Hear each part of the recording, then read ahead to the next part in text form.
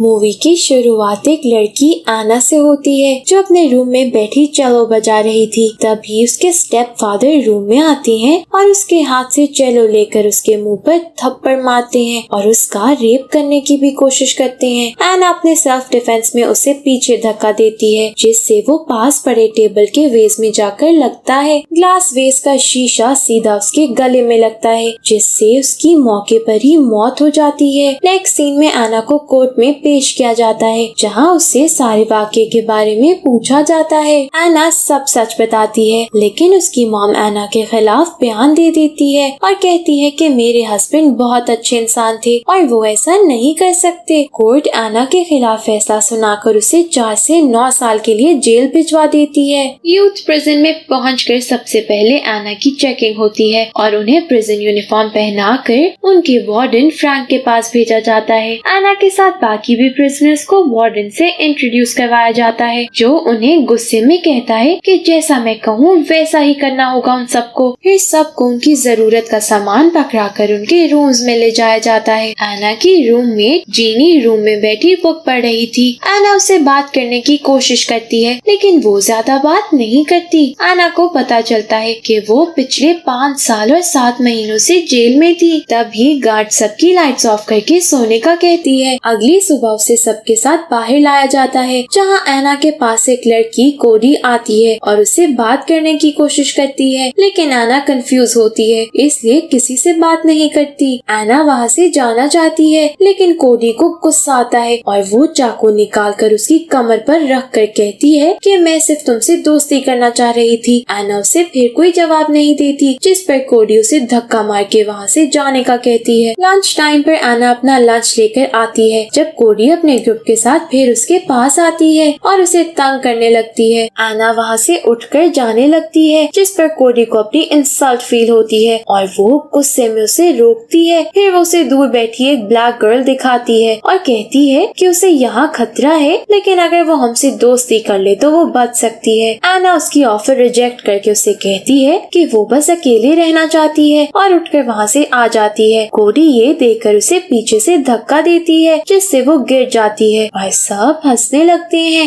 एना उसे कुछ भी कहे बगैर उठकर चली जाती है। लंच के बाद एना मॉप लगा रही थी जब कोडी एक दफा फिर अपने ग्रुप के साथ उसके पास आती है और उसे उठाकर एक रूम में ले जाती है। रूम में दरवाजा बंद करके 2 लड़कियां उसका हाथ पकड़ती हैं और कोडी उसे जमीन पर लिटाकर बहुत मारती है। कोडी उसे अपनी इंसल्ट का बदला लेती है और उसे धमकी देती है कि अगर उसने किसी को कुछ बताया तो वो मारी जाएगी। सब लड़कियां मिलकर एना को बहुत किक्स मारती हैं और फिर वहाँ से चली जाती हैं। एना को बहुत ज्यादा चोट लगती है जिससे उससे मेडिकल रूम ले जाया जाता है। वहाँ उससे फीमेल गार्ड पूछती है कि ये सब किसने किया लेकिन एना कहती है कि अंधेरे की वजह से वो देख नहीं पाई। डॉक्टर जेन उसका चेकअप करती है और उसे दवाई देती है। वो उसे कहती है कि यहाँ पर सब बहुत जालिम है, अगर उसे दोबारा कोई मसला हो तो वो वार्डन फ्रैंक से बात करे। इस पर एना फ्रैंक के पास जाती है। फ्रैंक एना के साथ होने वाले इंसिडेंट के बारे में उससे पूछता है लेकिन वो उसे भी कोडी के बारे में नहीं बताती। फ्रैंक उसकी फाइल निकालता है जहाँ उसे पता लगता है कि एना को चेलो बजाना आता है और उसके ग्रेड्स भी काफी अच्छे थे जिस पर वो उसकी तारीफें करता है। वो उठकर एना के पास आता है और उसे फ्लर्ट करते हुए कहता है कि अगर तुम मेरा ख्याल रखोगी तो मैं तुम्हें प्रोटेक्ट कर लूंगा लेकिन एना एग्री नहीं करती और उठकर चली जाती है। एना रूम में जाकर बहुत रोती है। जीनी उससे पूछती है कि क्या फ्रैंक ने उसके साथ भी फ्लर्ट किया जिस पर एना हाँ में जवाब देती है। फिर जीनी उसे बताती है कि कोडी ने उसके साथ भी यही सब किया था जब वो यहाँ आई लेकिन अब वो ऐसा नहीं करती। जीनी खुश थी कि 1 साल बाद उसकी सजा खत्म हो जाएगी। वो एना के पास आकर बैठती है और उसकी तारीफ करती है कि वो बहुत खूबसूरत है। जीनी उसे किस करती है जिस पर एना पहले से रोकती है लेकिन फिर वो भी अपनी फीलिंग्स को कंट्रोल नहीं कर पाती और दोनों रोमांस करती हैं। नेक्स्ट डे एना फिर सबके साथ ग्राउंड में जाती है। वहाँ उसे वही ब्लैक गर्ल मिलती है जिससे कोडी उसे बचने का कहती है। वो एना के सर पर फुटबॉल मारती है लेकिन एना उसे कुछ नहीं कहती। जीनी उसके पास आकर उसे देखती है जिस पर एना कहती है कि ये सब नहीं होना चाहिए और जीनी के मना करने के बावजूद वो कोडी के पास जाती है लेकिन कोडी के बजाय उसकी क्लोजेस्ट फ्रेंड जो एना से बात करती है जो एना को कोडी से बात करने पर रोकती है जिस पर वो वो उसके मुंह पर पंच करती है। जो और आना एक दूसरे को बहुत मारती हैं, लेकिन गार्ड्स आकर उन्हें छुड़वाते हैं। लड़ाई के बाद कोडी आना से बात करती है, जहाँ वो अपने इंट्रोडक्शन के बाद उसे अपने ग्रुप में शामिल होने का कहती है। अंदर रूम में जाकर कोडी आना को ब्लैक गर्ल को मारने का कहती है, जिस पर आना उठकर बाहर आती है और उससे लड़ने लगती है। वो उसके मुंह पर पंच करती है, जिसके जवाब में वो उसके ऊपर बैठकर उसके बाल खींचती है। गार्ड्स आकर उन दोनों को अलग करते हैं और आना को सजा के तौर पर कपड़ों के बगैर कोल्ड रूम में भेज देते हैं। 2 दिन बाद आना को वहाँ से निकालकर फ्रैंक के पास लाया जाता है, जो उससे कहता है कि मैं तुम्हें लाइक करता हूँ, इसलिए मैंने तुम्हें 2 हफ्ते के बजाय 2 दिन वहाँ रखा।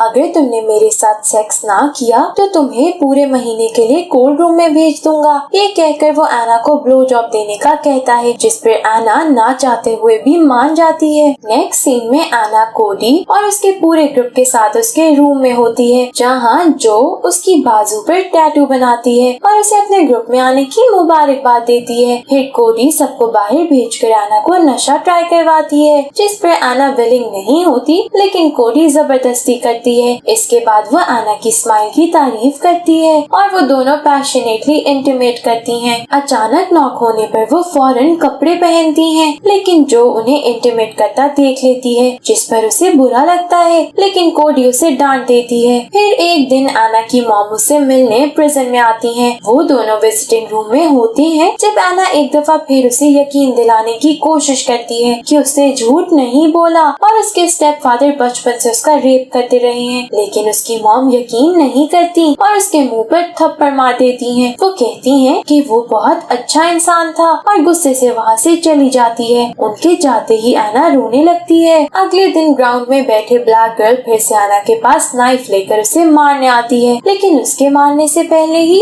आना उस पर अटैक करती है और उसे जमीन पर लेटाकर बहुत मारती है। एक दफा फिर गार्ड्स आकर उनकी लड़ाई छुड़वाते हैं और आना को फ्रैंक के पास ले जाते हैं। फ्रैंक उसे कहता है कि उसने कैमरास में देखा है कि आना ने उसे पहले मारा है। अगर तुम चाहती हो कि मैं ये इंसिडेंट तुम्हारे रिकॉर्ड से रिमूव कर दूं, तो तुम्हें एक दफा फिर मेरे साथ सेक्स करना होगा। फिर वो आना को ड्रग्स देता है, जिससे आना अपना होश खोने लगती है और फ्रैंक उसे जो करने का कहता है वो कर देती है। फ्रैंक एक दफा फिर उसका रेप करता है। रूम में वापस आकर आना की जीनी से लड़ाई हो जाती है। उसके बाद वो कोडी के पास जाती है और उसे अकेले छोड़ने का कहती है, जिस पर कोडी भी उससे लड़ पड़ती है। बाहर ग्राउंड में वो जीनी के पास आती है, लेकिन वो उससे बात नहीं करती। इस पर आना उठकर 2 लड़कियों के पास जाती है जो ड्रग्स ले रही थी। आना उन्हें पैसे देकर इंजेक्शन लगाने का कहती है, जिस पर वो मान जाती हैं। रूम में जाकर कोडी आना पर ड्रग्स लेने पर गुस्सा करती है और गुस्से में उसे अपने ग्रुप से निकाल देती है। नहाते हुए ब्लैक गर्ल आना के पास आती है और उसे बहुत ज्यादा मारती है, जिस पर आना कुछ नहीं कह पाती क्योंकि उन्होंने उसके हाथ पकड़े हुए थे। अगले दिन आना फिर उन लड़कियों के पास जाकर ड्रग्स देती है, जिससे वो साइको होने लगती है। रूम में वो अपने बाजू पर कटर से डेड लिखती है क्योंकि अब वो मरना चाहती है। आना ड्रग्स एडिक्ट हो चुकी थी, इसलिए वो रोज उनके पास जाकर ड्रग्स लेती, लेकिन इससे उसकी तबीयत खराब होने लगी थी। जीनी उसकी हालत देखकर उसे ड्रग्स लेने से मना करती है, लेकिन वो उससे लड़कर बाहर आती है और एक दफा फिर उस ब्लैक गर्ल से लड़ने लगती है। इस बार लड़ाई बहुत सिवियर होती है कि गार्ड्स के रोकने पर भी वो नहीं रुकती और इमरजेंसी अलार्म बजाया जाता है। बहुत से गार्ड्स आकर उन्हें गन पॉइंट पर छुड़वाते हैं। एक दफा फिर से आना को कोल्ड रूम भेजा जाता है। कुछ दिन कोल्ड रूम में रखने के बाद फ्रैंक उसे वापस उसके रूम में भेज देता है। आना की तबीयत अभी तक बेहतर नहीं हुई थी। कोडी फिर उसके रूम में उससे बात करने आती है क्योंकि वो आना को पसंद करने लगी थी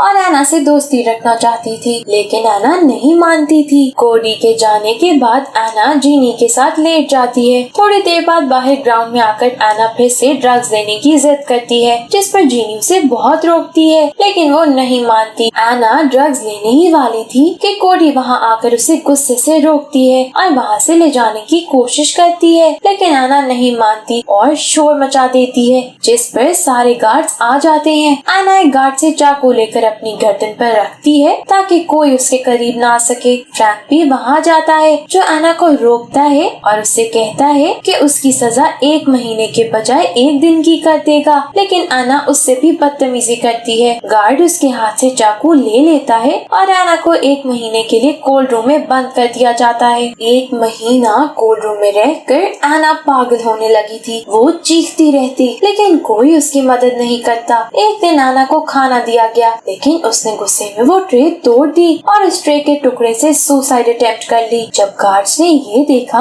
तो उसे फौरन हॉस्पिटल लेकर गए। अब एना हॉस्पिटल में रहती है जहाँ जेन उसका ख्याल रखती है। एक दिन एना ने अपनी मॉम से मिलने का कहा जिस पर उसकी मुलाकात करवाई गई। इस बार उसकी मॉम मान गई कि वो सब जानती थी और उन्होंने कोर्ट में झूठ बोला था, लेकिन अब वो कोर्ट में एना के हक में बात करेगी। हॉस्पिटल से वापस प्रिजन में आकर एना कोडी और ब्लैक गर्ल के तंग करने पर भी उन्हें कुछ नहीं कहती। फ्रैंक एना को एक कोल्ड रूम में बुलाकर चेलो देकर कहता है कि टैलेंट शो में वो चेलो बजाए। ये सुनकर कोडी को बहुत गुस्सा आता है कि एना उसे टैलेंट शो में बीट करने वाली है, इसलिए वो मौका देकर अपने ग्रुप के साथ एना के पास जाती है और उसकी चीक्स पर कट लगा देती है। सब लोग उसे किक्स मार के भाग जाते हैं। एना एक दफा फिर हॉस्पिटल जाती है जहाँ फ्रैंक उससे मिलता है और उसे पता लगता है कि ये सब कोडी ने किया है। फ्रैंक के जाने के बाद एना जेन के रूम में जाकर फ्रैंक की हकीकत बताती है, जिस पर जेन उसकी हेल्प करने का कहती है, लेकिन फ्रैंक कैमरा से सब देख लेता है और जेन को मारने का ऑर्डर देता है। दो लड़कियां उसे मारती हैं लेकिन कामयाब नहीं होती। जेन फ्रैंक के पास जाकर उसे कन्फ्रंट करने की कोशिश करती है लेकिन वो नहीं मानता। जेन लॉकर रूम में आती है जहाँ एक प्रिजनर उसे फ्रैंक के कहने पर मार देती है। एना ये देखकर बहुत रोती है। टैलेंट शो की तैयारियों में एना सबके सामने चलो बजाती है। सबके जाने के बाद फ्रैंक एना के पास आकर फिर उससे फ्लर्ट करता है और उसे कहता है कि उसने एना के लिए नेक्स्ट मंथ पैरोल अरेंज किया है, जिससे वो अपनी सजा पूरी होने से पहले ही रिलीज हो सकती है। एना ये सुनकर खुश हो जाती है लेकिन फ्रैंक इसके बदले में फिर उसका रेप करता है। एना रूम में आकर जीनी को पैरोल के बारे में बताती है जो उसे फ्रैंक पर यकीन ना करने का कहती है, लेकिन कुछ दिनों बाद एना को पैरोल अनाउंस होने का लेटर आता है। अब वो फ्रैंक की हकीकत सबको बताने के लिए कोडी के पास मदद मांगने जाती है, जिस पर कोडी पहले गुस्सा होती है लेकिन फिर मान जाती है। कोडी एना को रिकॉर्ड देती है ताकि वो फ्रैंक को उसका रेप करते हुए रिकॉर्ड कर सके। पहले एना को ख्याल आता है कि फ्रैंक उसे पकड़ लेगा, लेकिन फिर वो भी हिम्मत करके फ्रैंक के पास जाती है जो फिर से उसका रेप करता है, लेकिन एना सेफली रिकॉर्ड कर लेती है। फाइनली पैरोल मीटिंग होती है जहाँ फ्रैंक और एना के अलावा 3 ऑफिसर्स होते हैं। एना को प्रिजन में 1 साल हो चुका था। एना उनसे अपनी सब हरकतों के लिए सॉरी करती है और कहती है कि अब वो मैच्योर हो चुकी है, इसलिए फ्री होने के बाद वो ऐसा कुछ नहीं करेगी। लेकिन फ्रैंक मीटिंग में एना के खिलाफ बोलकर उसे मजीद कुछ ऐसा प्रिजन में रुकने का कहता है। ऑफिसर्स एना के खिलाफ फैसला देने वाले ही थे कि एना उन्हें रिकॉर्डिंग दिखा देती है। रिकॉर्डिंग देखकर फ्रैंक डर जाता है और वो डिलीट करने की कोशिश करता है, लेकिन ऑफिसर्स वो देख लेते हैं और फ्रैंक को अरेस्ट करवा देते हैं। फ्रैंक के अरेस्ट होने के बाद ऑफिसर्स आपस में डिस्कशन करके एना को बुलाते हैं और उसे अप्रिशिएट करते हैं कि उसने फ्रैंक के खिलाफ वीडियो बनाई। वो वीडियो वायरल हो जाती है और ऑफिसर्स एना को उसी दिन रिलीज कर देते हैं। एना अपना सामान लेकर जीनी से मिलने आती है। रास्ते में उसे कोडी मिलती है और वो दोनों एक दूसरे को सॉरी बोलते हैं। फाइनली 1 साल के बाद एना को इंसाफ मिलता है और वो फ्री हो जाती है। जेल से निकलते ही उसकी मॉम खड़ी होती है जो उसे खुशी से गले लगा लेती है। लास्ट सीन में एना एक शो में बहुत शौक से चलो बजा रही होती है और उसकी मॉम ऑडियंस में बैठे उसे देखकर खुश हो रही थी और मूवी यहीं एंड हो जाती है। Thank you for watching.